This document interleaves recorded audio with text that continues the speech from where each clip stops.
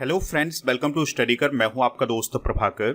आज के इस महत्वपूर्ण लेक्चर में हम आपके साथ डिस्कस करने वाले हैं 22 मार्च 2024 के मोस्ट इंपॉर्टेंट करंट अफेयर्स के क्वेश्चन। तो आप इस पूरे लेक्चर को बहुत ही ध्यान से लास्ट तक जोड़ देखिएगा। आज का पहला और इम्पोर्टेंट क्वेश्चन है, विश्व जल दिवस कब मनाया जाता है, यानी वर्ल्ड वाटर डे कब सेलिब्रेट किया जाता है। तो हर साल 22 मार्च को विश्व जल दिवस मनाया जाता है। काफी इंपॉर्टेंट क्वेश्चन है, कई बार एग्जाम में भी पूछा गया क्वेश्चन है, तो इसलिए इसे आप नोट जरूर करिएगा। तो विश्व जल दिवस हर साल 22 मार्च को मनाया जाता है और इसका उद्देश्य है सभी देशों को स्वच्छ और सुरक्षित जल मिल सके और जल के बारे में और उसके उपयोग के बारे में जागरूकता फैलाने के लिए यह दिवस मनाया जाता है। 1993 में यह दिवस पहली बार मनाया गया था। 2024 की थीम जरूर नोट कर लीजिएगा। 2024 की थीम है वाटर फॉर पीस, यानी शांति के लिए जल। चलिए दोस्तों, अब हम पर्यावरण से रिलेटेड कुछ इंपॉर्टेंट डे डिस्कस कर लेते हैं। जैसे विश्व पर्यावरण दिवस मनाया जाता है 5 जून को। काफी इंपॉर्टेंट क्वेश्चन हो जाएगा ये आपके लिए।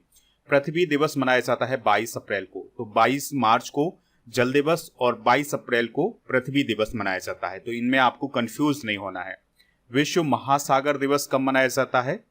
8 जून को। विश्व वन्य जीव दिवस कब मनाया जाता है? 3 मार्च को। इसके अलावा अंतर्राष्ट्रीय जैविक विविधता दिवस कब मनाया जाता है, या जैव विविधता दिवस कब मनाया जाता है? तो दोस्तों, इस क्वेश्चन का राइट आंसर हो जाएगा 22 मई को। अंतर्राष्ट्रीय वन दिवस कब मनाया जाता है? 21 मार्च को। विश्व आर्द्रभूमि दिवस या वर्ल्ड वेटलैंड्स डे कब मनाया जाता है? 2 फरवरी को। अंतर्राष्ट्रीय जलवायु कार्रवाई दिवस कब मनाया जाता है? 24 अक्टूबर को। विश्व गौरैया दिवस 20 मार्च को मनाया जाता है, अभी हाल ही में मनाया गया है। नदियों के लिए अंतर्राष्ट्रीय कार्रवाई दिवस मनाया जाता है 14 मार्च को। विश्व मौसम विज्ञान दिवस मनाया जाता है 23 मार्च को। और विश्व कछुआ दिवस मनाया जाता है या वर्ल्ड टर्टल डे मनाया जाता है 23 मई को। विश्व वर्षावन दिवस मनाया जाता है 22 जून को। अंतर्राष्ट्रीय उष्ण कटिबंधीय दिवस मनाया जाता है 29 जून को। दोस्तों, ये काफी इंपॉर्टेंट डे हैं आपके एग्जाम के लिए। प्लास्टिक बैग मुक्त दिवस मनाया जाता है 3 जुलाई को। विश्व सर्प दिवस मनाया जाता है 16 जुलाई को। विश्व हाथी दिवस मनाया जाता है 12 अगस्त को। और विश्व गैंडा दिवस मनाया जाता है 22 सितंबर को। तो ये है एनवायरनमेंट से रिलेटेड कुछ इंपॉर्टेंट डे, इन्हें आप नोट कर लीजिएगा। आप इस पूरे लेक्चर को लास्ट तक देखिएगा। लास्ट में आपसे क्वेश्चन पूछा जाएगा जिसका आंसर कमेंट बॉक्स में देना है। अगर आप चैनल पर पहली बार आए हैं तो सब्सक्राइब कर लें, बेल आइकन भी दबा लें, जिससे आपको समय पर और सबसे पहले नोटिफिकेशन मिल सकेगा। आप हमारा टेलीग्राम चैनल भी ज्वाइन कर लीजिएगा, इसका लिंक डिस्क्रिप्शन बॉक्स में दिया गया है। व्हाट्सएप चैनल को भी ज्वाइन कर सकते हैं, उसका भी लिंक डिस्क्रिप्शन बॉक्स में दिया गया है। इसके अलावा हमारे ऐप का लिंक भी आपको डिस्क्रिप्शन में ही मिल जाएगा, तो वहां से ऐप को डाउनलोड कर लीजिएगा। ऐप पर आपको paid course, e book, test series, PDF class note, daily quiz, ये सभी मिल जाएगा।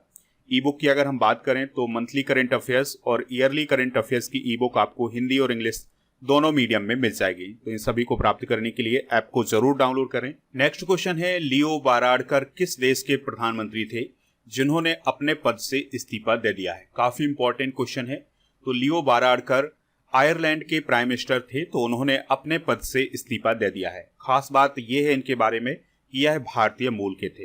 तो भारतीय मूल के लियो वाराडकर ने आयरलैंड के प्रधानमंत्री के पद से अपना इस्तीफा दे दिया है। दोस्तों, लियो वाराडकर के बारे में आप याद रखिएगा कि उनके पिता का संबंध मुंबई से रहा है और माता का संबंध आयरलैंड से रहा है, और उनका जन्म भी आयरलैंड में ही हुआ था। लियो वाराडकर आयरलैंड के सबसे यंगेस्ट प्राइम मिनिस्टर थे, और आपको याद रखना है कि वाराडकर खुले तौर पर समलैंगिक प्रधानमंत्री थे, यानी कि उनके द्वारा ये ऐलान किया गया था कि वो समलैंगिक हैं। ठीक है, तो इस प्रकार के पॉइंट आपके एग्जाम में पूछे जा सकते हैं। आयरलैंड के बारे में कुछ इंपॉर्टेंट पॉइंट डिस्कस कर लेते हैं जो कि आपके एग्जाम की दृष्टि से काफी इंपॉर्टेंट है। तो आयरलैंड किस महाद्वीप में है? तो आयरलैंड यूरोप महाद्वीप में है। और कैपिटल क्या है इसकी? डबलिन। करेंसी क्या है? यूरो। आयरलैंड अटलांटिक महासागर में है। यहाँ पर आप यूनाइटेड किंगडम का मैप देख सकते हैं। तो ये यूनाइटेड किंगडम है और ये है आयरलैंड, और ये जो छोटा सा हिस्सा आपको दिखाई दे रहा है ये है northern Ireland. Northern Ireland United kingdom का हिस्सा है, लेकिन आयरलैंड यूनाइटेड किंगडम का हिस्सा नहीं है। इस पॉइंट को आप याद रखिएगा। दोस्तों, भारतीय संविधान में आयरलैंड के संविधान से राज्य के नीति निर्देशक सिद्धांत लिए गए हैं। इसके अलावा राष्ट्रपति के चुनाव की विधि भी आयरलैंड के संविधान से ली गई है। इसके अलावा राज्यसभा के सदस्यों का नामांकन ये आयरलैंड के संविधान से लिया गया है। तो इस प्रकार के क्वेश्चन एग्जाम में पूछे जाते हैं। आयरलैंड की लोकेशन आप यहाँ पर देख सकते हैं, ये है यूरोप महाद्वीप और यहाँ पर स्थित है आयरलैंड। हाल ही में की गई कुछ महत्वपूर्ण नियुक्तियां डिस्कस कर लेते हैं। तो मोहम्मद मुस्तफ़ा फिलिस्तीन के नए प्राइम मिनिस्टर बने हैं, शहबाज शरीफ पाकिस्तान के नए प्राइम मिनिस्टर बने हैं और अहमद अवद बिन मुबारक यमन के प्राइम मिनिस्टर बने हैं। इसके अलावा तामस सुल्योक हंगरी के नए प्रेसिडेंट राष्ट्रपति बने हैं और फेलेटी टेओ तुवालू के प्राइम मिनिस्टर बने हैं। नवाब सलाम इंटरनेशनल कोर्ट ऑफ जस्टिस के अध्यक्ष बने हैं और ओल्जास बैक्टुनोव कजाकिस्तान के प्राइम मिनिस्टर बने हैं। इसके अलावा गैब्रियल अटल फ्रांस के प्रधानमंत्री बने हैं। यहाँ पर आप जो पिक्चर देख पा रहे हैं ये गैब्रियल अटल की है और गैब्रियल अटल फ्रांस के सबसे यंगेस्ट प्राइम मिनिस्टर हैं। शेख हसीना बांग्लादेश की प्रधानमंत्री बनी है। सेरिंग टोब्गे भूटान के प्रधानमंत्री बने हैं और फेलिक्स सेसिकेदी कांगो के राष्ट्रपति बने हैं। तो दोस्तों ये सभी अंतर्राष्ट्रीय नियुक्तियां काफी इंपॉर्टेंट हैं, इन्हें आप नोट कर लीजिए। नेक्स्ट क्वेश्चन है grid controller of India limited, जिसे शॉर्ट में ग्रिड इंडिया बोला जाता है, ने कौन सा दर्जा प्राप्त किया है। तो दोस्तों grid controller of India limited या ग्रिड इंडिया ने मिनी रत्न कंपनी का दर्जा अभी हाल ही में हासिल किया है। तो ग्रिड इंडिया ने मिनी रत्न श्रेणी फर्स्ट का दर्जा हासिल किया है। तो यह अब मिनी रत्न श्रेणी फर्स्ट का केंद्रीय सार्वजनिक क्षेत्र का उद्यम बन गया है और यह मान्यता किसने प्रदान की है, विद्युत मंत्रालय ने। आपको याद रखना है कि विद्युत मंत्रालय के अंतर्गत ही ग्रिड इंडिया नाम की कंपनी काम करती है। दोस्तों मिनी रत्न कंपनी के लिए दो प्रकार की श्रेणी होती है, एक होता है श्रेणी फर्स्ट और एक होता है श्रेणी सेकंड। तो यहाँ पर हम बात करेंगे मिनी रत्न कंपनी श्रेणी फर्स्ट की। तो किसी कंपनी को मिनी रत्न कंपनी श्रेणी फर्स्ट का दर्जा तब दिया जाता है जब वो पिछले 3 सालों से लगातार लाभ पर रही हो, यानी कि उसको लगातार 3 सालों से लाभ हो रहा हो और 3 साल में एक बार कम से कम 30 करोड़ रुपए का शुद्ध लाभ अर्जित किया हो। तो ऐसी कंपनी को मिनी रत्न कंपनी श्रेणी फर्स्ट का दर्जा दिया जाता है। बात करते हैं grid controller of India limited या ग्रिड इंडिया की। तो यह विद्युत मंत्रालय के अंतर्गत एक कंपनी है। इसकी स्थापना मार्च 2009 में की गई थी। हेडक्वार्टर नई दिल्ली में है और SR नरसिम्हन ग्रिड इंडिया के अध्यक्ष और प्रबंध निदेशक हैं। अगला क्वेश्चन है खाद्य प्रसंस्करण उद्योग मंत्रालय का अतिरिक्त प्रभार किसे दिया गया है। आंसर हो जाएगा किरण रिजिजू को। तो केंद्रीय कैबिनेट में खाद्य प्रसंस्करण उद्योग मंत्रालय का अतिरिक्त प्रभार किरण रिजिजू को दिया गया है। क्यों दिया गया है? क्योंकि अभी हाल ही में केंद्रीय मंत्री पशुपति कुमार पारस ने 19 मार्च को केंद्रीय मंत्रिमंडल से इस्तीफा दे दिया था। इसके बाद से ये मंत्रालय खाली हो गया था और अब ये मंत्रालय किरण रिजिजू को दिया गया है। आपको याद रखना है कि किरण रिजिजू इससे पहले पृथ्वी विज्ञान मंत्रालय का भी प्रभार संभाल रहे हैं, तो उन्हें ये अतिरिक्त जिम्मेदारी दी गई है। आपको याद रखना है कि पशुपति कुमार पारस का संबंध बिहार से है और बिहार की एक पार्टी है जिसका नाम है राष्ट्रीय लोक जनशक्ति पार्टी, तो उसके वो प्रमुख हैं। दोस्तों कुछ इंपॉर्टेंट अनुच्छेद डिस्कस कर लेते हैं जो कि प्रधानमंत्री या कैबिनेट से रिलेटेड हैं। तो अनुच्छेद 75(1) की बात करें तो इसमें प्रधानमंत्री की नियुक्ति राष्ट्रपति के द्वारा की जाएगी, इस बात का वर्णन किया गया है। दोस्तों अनुच्छेद 75(1)(a) की बात करें तो इसमें यह बताया गया है कि मंत्रिपरिषद का आकार लोकसभा की सदस्य संख्या के 15% से अधिक नहीं होगा और ये 91वें संविधान संशोधन 2003 में ऐड किया गया था। यानी कि दोस्तों अनुच्छेद 75(1)(a) में ये बताया गया है कि जो मंत्रिपरिषद होगी वो कितनी होगी, जितने लोकसभा के सदस्य हैं उसके 15% के बराबर होगी। अनुच्छेद 75(2) में बताया गया है कि मंत्रिपरिषद राष्ट्रपति के प्रसाद पर्यंत पद पर बनी रहेगी। दोस्तों अनुच्छेद 75(3) की बात करें तो इसमें यह बताया गया है कि मंत्रिपरिषद सामूहिक रूप से लोकसभा के प्रति उत्तरदायी होती है। अनुच्छेद 75(5)(6) में बताया गया है कि मंत्रिपरिषद के वेतन भत्ते संसद द्वारा तय किए जाते हैं। तो ये कुछ प्रमुख आर्टिकल हैं, इन्हें आप नोट कर सकते हैं।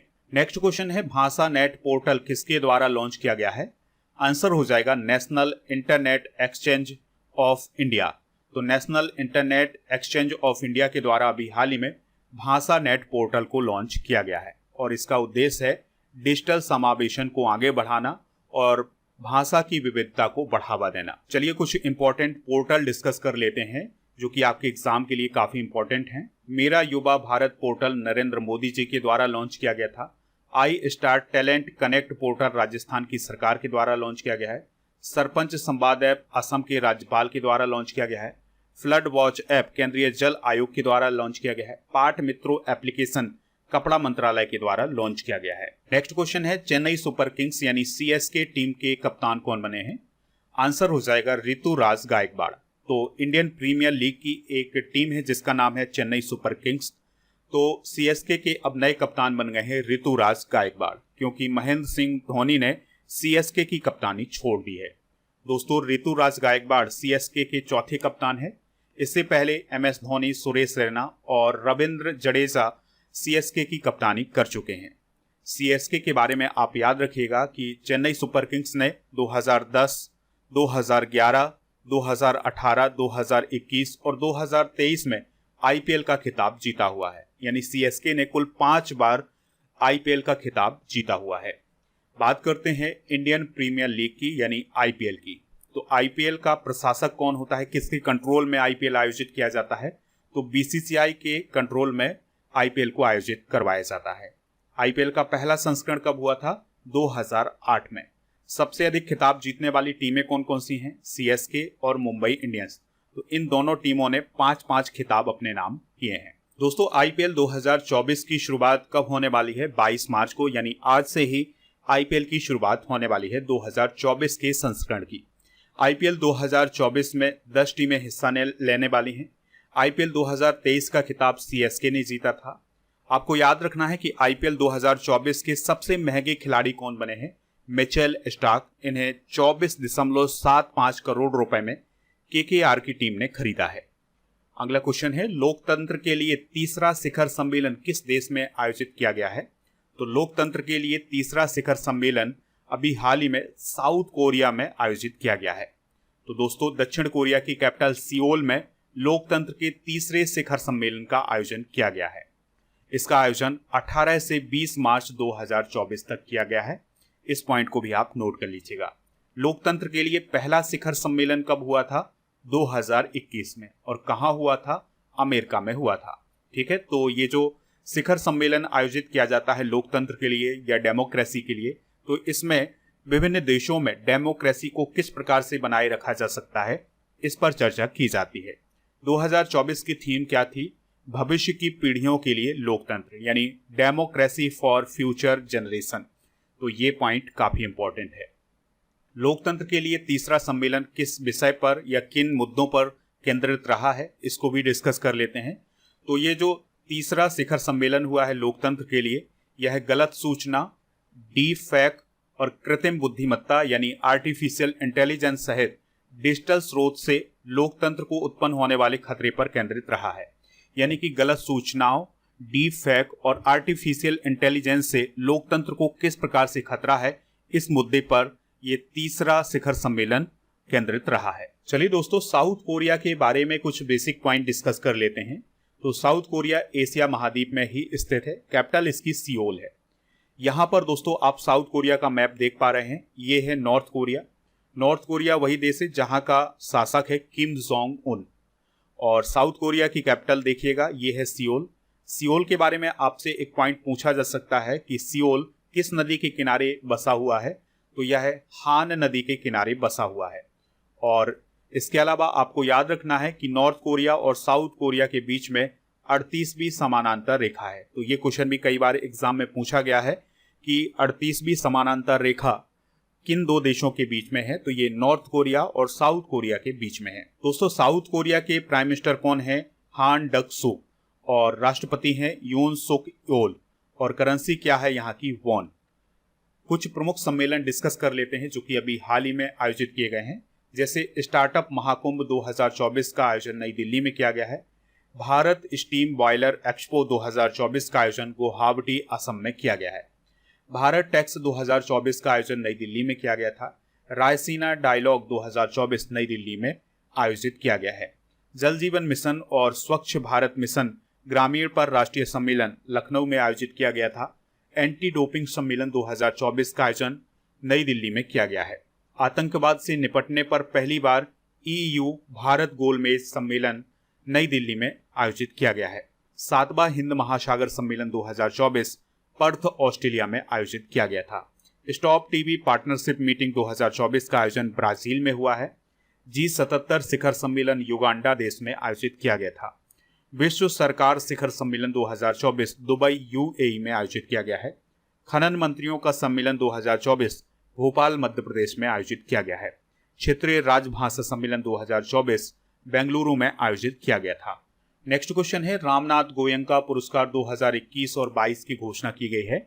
यह पुरस्कार किस क्षेत्र में दिया जाता है? तो यह पुरस्कार पत्रकारिता के क्षेत्र में दिया जाता है। तो रामनाथ गोयंका उत्कृष्टता पत्रकारिता पुरस्कार के 17वें संस्करण को दिल्ली में आयोजित किया गया था और यह पुरस्कार 13 श्रेणियों में प्रदान किया गया है। चलिए बात करते हैं रामनाथ गोयंका उत्कृष्टता पत्रकारिता पुरस्कार की। तो यह पुरस्कार पहली बार 2005 में दिया गया था। इंडियन एक्सप्रेस अखबार के द्वारा इसकी स्थापना की गई है। आपको याद रखना है कि इंडियन एक्सप्रेस अखबार के संस्थापक कौन है? रामनाथ गोयंका। पुरस्कार विजेता डिस्कस कर लेते हैं रामनाथ गोयंका पुरस्कार के। तो प्रिंट मीडिया हिंदी की अगर हम बात करें तो 2021 में कीर्ति दुबे को पुरस्कार दिया गया है, जो कि BBC न्यूज हिंदी से रिलेटेड है। 2022 में यह पुरस्कार आनंद चौधरी को दिया गया है, जो कि इंडिया टुडे पत्रिका से जुड़े हुए हैं। प्रिंट मीडिया क्षेत्रीय भाषा का पुरस्कार सबिता MK को दिया गया है 2021 के लिए, जो कि मातृभूमि दैनिक से जुड़ी हुई है। और 2022 में यह पुरस्कार आनंद मधुसूदन सोबड़ी को दिया गया है, जो कि कन्नड़ प्रभा डेली से जुड़े हुए हैं। पर्यावरण वैज्ञानिक और प्रौद्योगिकी रिपोर्टिंग के लिए जयश्री नंदी को 2021 का अवार्ड दिया गया है, जो कि हिंदुस्तान टाइम्स से जुड़े हुए हैं। और 2022 का अवार्ड दिया गया है बसंत तिवारी और आयुष कुमार को, जो कि न्यूज लॉन्ड्री से जुड़े हुए हैं। इसके अलावा दोस्तों आप ये सभी पुरस्कार विजेता भी नोट कर सकते हैं। इनका आप स्क्रीनशॉट ले लीजिएगा और फिर इन्हें आप अपनी नोटबुक में नोट कर लीजिएगा। नेक्स्ट क्वेश्चन है, किस भारतीय बिलियर्ड्स खिलाड़ी को वर्ल्ड बिलियर्ड्स म्यूजियम के हॉल ऑफ फेम में शामिल किया गया है? आंसर हो जाएगा पंकज आडवाणी को। तो भारत के बिलियर्ड्स खिलाड़ी हैं पंकज आडवाणी, तो उन्हें वर्ल्ड बिलियर्ड्स म्यूजियम के हॉल ऑफ फेम में शामिल किया गया है। हॉल ऑफ फेम एक प्रकार का सम्मान होता है, यानी जहां पर वर्ल्ड बिलियर्ड्स म्यूजियम होगा वहां पर सम्मान में इनकी फोटो को लगाया गया होगा। आपको याद रखना है कि वर्ल्ड बिलियर्ड्स म्यूजियम चाइना के सांगराओ शहर में है। पंकज आडवाणी स्नूकर और बिलियर्ड्स में कुल मिलाकर के 26 वर्ल्ड टाइटल जीत चुके हैं। पंकज के पास 18 बिलियर्ड्स और 8 स्नूकर के वर्ल्ड टाइटल हैं। पंकज आडवाणी को प्राप्त पुरस्कार डिस्कस कर लेते हैं। तो उन्हें 2004 में अर्जुन पुरस्कार दिया गया था, 2006 में मेजर ध्यानचंद खेल रत्न पुरस्कार दिया गया था, 2009 में पद्मश्री दिया गया है और 2018 में पद्म भूषण पुरस्कार दिया गया है। चलिए दोस्तों स्पोर्ट्स से रिलेटेड कुछ इंपॉर्टेंट करंट अफेयर्स डिस्कस कर लेते हैं। तो WPL 2024 का खिताब RCB की टीम ने जीता है, यानी कि वुमेन्स प्रीमियर लीग 2024 का खिताब RCB ने जीता है और उसने दिल्ली कैपिटल्स को हरा करके यह खिताब जीता है। रणजी ट्रॉफी जो कि क्रिकेट से रिलेटेड है, उसको 2023-24 में मुंबई ने जीता है और उसने विदर्भ को हरा करके जीता है। यशस्वी जायसवाल और सदरलैंड को फरवरी 2024 के लिए ICC player of the month चुना गया है। सात्विक और चिराग की जोड़ी ने WWF फ्रेंच ओपन पुरुष युगल का खिताब अभी हाल ही में जीता है। इंग्लैंड के जेम्स एंडरसन 700 टेस्ट विकेट लेने वाले दुनिया के पहले तेज गेंदबाज बने हैं। खेलो इंडिया पदक विजेता अब सरकारी नौकरियों के लिए पात्र माने जाएंगे, यानी कि अब सरकारी नौकरियों में खेलो इंडिया में मेडल जीतने वाले खिलाड़ियों को भी मौका मिल सकेगा। बी साई प्रणीत ने अभी हाल में बैडमिंटन से संन्यास ले लिया है, तो इस पॉइंट को भी आप नोट कर सकते हैं। अगला क्वेश्चन है, एविएशन वीक लॉरेट्स अवार्ड हाल ही में किस अंतरिक्ष एजेंसी को प्रदान किया गया है? आंसर हो जाएगा इसरो को। तो इंडियन स्पेस रिसर्च ऑर्गेनाइजेशन को अभी हाल ही में एविएशन वीक लॉरेट्स अवार्ड प्रदान किया गया है और यह अवार्ड अमेरिका में प्रदान किया गया है। दोस्तों इसरो को यह अवार्ड क्यों दिया गया है? तो इसरो को चंद्रयान 3 मिशन में उल्लेखनीय उपलब्धि हासिल करने के लिए एविएशन वीक लॉरेट्स अवार्ड दिया गया है। आपको याद रखना है कि यह पुरस्कार अमेरिका के दूतावास में जो उप राजदूत हैं श्री प्रिया रंगनाथन, उन्होंने यह पुरस्कार प्राप्त किया है। आपको याद रखना है कि लॉरेट्स अवार्ड्स विमानन और एरोस्पेस उद्योग में व्यक्तियों या टीमों की असाधारण उपलब्धियों को प्रदान किया जाता है, यानी कि जो टीम या कोई व्यक्ति एविएशन के क्षेत्र में बेहतरीन काम करता है उसको ये अवार्ड दिया जाता है। चलिए दोस्तों, चंद्रयान 3 के बारे में कुछ इंपॉर्टेंट पॉइंट डिस्कस कर लेते हैं। तो चंद्रयान 3 को लॉन्च किया गया था 14 जुलाई 2023 को दोपहर में 2:35 पर। किसने लॉन्च किया था? इसरो ने। कहां से लॉन्च किया था? सतीश धवन स्पेस सेंटर से। किस रॉकेट से लॉन्च किया गया था इसे? तो LVM-3M4 रॉकेट से लॉन्च किया गया था। बजट कितना था? 615 करोड़ का। चंद्रयान 3 का कुल वजन कितना था? 3900 किलोग्राम का। दोस्तों, चंद्रयान 3 ने चंद्रमा पर लैंडिंग कब की थी? किस डेट को लैंडिंग की थी? 23 अगस्त 2023 को। चंद्रयान 3 के मिशन निदेशक कौन थे? मोहन कुमार। लैंडर का क्या नाम था? विक्रम। और रोवर का क्या नाम था? प्रज्ञान। दोस्तों, अभी हाल ही में जापान चंद्रमा की सतह पर पहुंचने वाला 5वां देश बना है। इस पॉइंट को आप याद रखिएगा, ठीक है। और अमेरिका चंद्रमा के दक्षिणी ध्रुव पर पहुंचने वाला दूसरा देश बना है। तो ये भी पॉइंट आप नोट कर लीजिएगा। चलिए अब कल के करंट अफेयर्स को रिवाइज करते हैं, फिर इसके बाद जनरल नॉलेज के पिटारे को डिस्कस करेंगे। लास्ट में पूछेंगे आपसे क्वेश्चन जिसका आंसर कमेंट बॉक्स में देना है। तो कल का पहला क्वेश्चन था, विश्व खुशहाली सूचकांक 2024 में भारत की रैंक क्या है? तो भारत की 126वीं रैंक है। चुनाव आयोग के द्वारा मिशन 414 अभियान किस राज्य में शुरू किया गया है? तो यह हिमाचल प्रदेश में शुरू किया गया है। मानव तस्करी को नियंत्रित करने के लिए राष्ट्रीय महिला आयोग ने किसके साथ समझौता किया है? इंडियन रेलवे के साथ समझौता किया है। भारत का पहला आयुर्वेदिक कैफे कहाँ खोला गया है? दिल्ली में। भारतीय सेना ने अपना पहला अपाचे लड़ाकू हेलीकॉप्टर स्क्वाड्रन कहाँ बनाया है? राजस्थान में। यूनाइटेड नेशन की जारी क्लाइमेट रिपोर्ट में किस वर्ष को अब तक का सबसे गर्म साल बताया गया है? 2023 को। संजय मुखर्जी किस राज्य के नए पुलिस महानिदेशक और पुलिस महानिरीक्षक बने हैं? पश्चिम बंगाल के। इसके अलावा त्रिनेत्र ऐप 2.0 किस राज्य की पुलिस ने लॉन्च किया है? उत्तर प्रदेश। पेरिस ओलंपिक 2024 के लिए भारतीय ओलंपिक संघ से किस बैंक ने साझेदारी की है? यस बैंक ने। चक्रवाती तूफान मैगन ने किस देश को प्रभावित किया है? तो उसने ऑस्ट्रेलिया को प्रभावित किया है। आज के जनरल नॉलेज के पिटारे में हम राष्ट्रीय आंदोलन से जुड़ी हुई कुछ प्रमुख घटनाएं डिस्कस कर लेते हैं, यानी उनके वर्ष को डिस्कस कर लेते हैं। तो भारतीय विश्वविद्यालय अधिनियम कब पारित किया गया था? 1904 में। बंगाल का विभाजन किस वर्ष हुआ था? 1905 में। मुस्लिम लीग की स्थापना कब हुई थी? 1906 में। सूरत अधिवेशन और कांग्रेस में फूट कब पड़ी थी? 1907 में। मार्ले मिंटो सुधार 1909 में हुआ था। ब्रिटिश सम्राट का दिल्ली दरबार कब लाया गया था? 1911 में। होम रूल लीग का निर्माण हुआ था 1916 में। मुस्लिम लीग और कांग्रेस के बीच में एक समझौता हुआ था जिसे लखनऊ पैक्ट बोला जाता है, तो ये 1916 में हुआ था। महात्मा गांधी द्वारा चंपारण में आंदोलन कब किया गया था? 1917 में। कल के करंट अफेयर्स में आपसे क्वेश्चन पूछा गया था कि सुंदरवन राष्ट्रीय उद्यान किस राज्य में है? तो आंसर हो जाएगा पश्चिम बंगाल। तो लगभग सभी लोगों ने इसका आंसर पश्चिम बंगाल बताया हुआ है। आज का क्वेश्चन है, पृथ्वी दिवस कब मनाया जाता है? जो भी इसका राइट आंसर हो कमेंट बॉक्स में जरूर बताएं, हमें इंतजार रहेगा आपके आंसर का।